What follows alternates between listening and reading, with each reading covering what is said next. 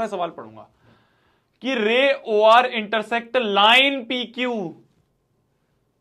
Line आ गई, line है तो लाइन तो हमें समझ में आ गया। लाइन देखते ही मेरे दिमाग में आया कि लाइन पे एक रे जा रही है तो इनका सम मैं 180 डिग्री कर दूंगा, हो जाएगा।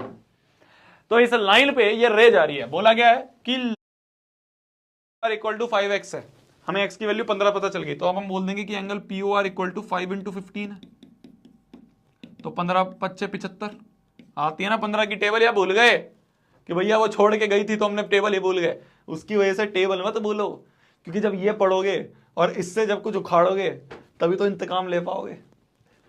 मजाक कर। हाँ, क्या क्वेश्चन हम क्या कर रहे थे, हम क्वेश्चन ये कर रहे थे कि 5x plus 7x equal to 180 है, x की वैल्यू 15 आ गई। अब इस क्लियर है। एक चीज देखो, मान लो इस सवाल में मैं इस OR को और थोड़ा सा पीछे करके यहां तक कर देता, मान लो ये RS की तरह इस तरह से एक्सटेंड कर देता, इसको RS बना देता। मैं नया सवाल करवा रहा हूं आपको कि ये POQ है, इस पे OR था पहले से, मैंने OR को नीचे कर दिया OS की तरह, तो ये RS एक लाइन बन गई एक तरह से, है ना, एक्सटेंड करें। अब दो एंगल और बनते हुए दिख रहे हैं हमें, एक ये एंगल और एक ये एंगल। अगर मैं आपसे बोलूं इन दोनों एंगल की भी वैल्यू निकालनी है तो आप निकाल दोगे? सोचो, आसान ही तो है मेरी जान। अभी तो हमने एक प्रॉपर्टी पढ़ी, वर्टिकली अपोजिट एंगल।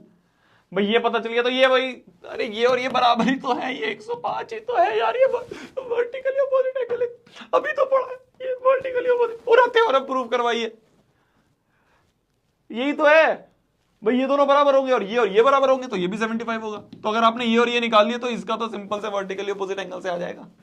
आ गया जिसको दिमाग में आ गया होगा, है ना, हम समझ रहे पढ़ रहे अच्छे से, ठीक है।